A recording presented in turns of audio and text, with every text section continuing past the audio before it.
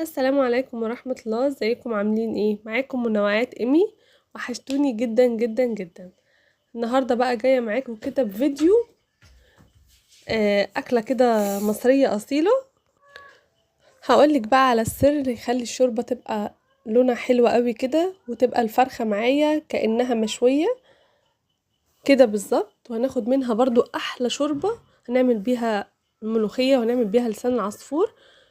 شايفة كده الفرخة معايا كأنها مشوية في الفرن.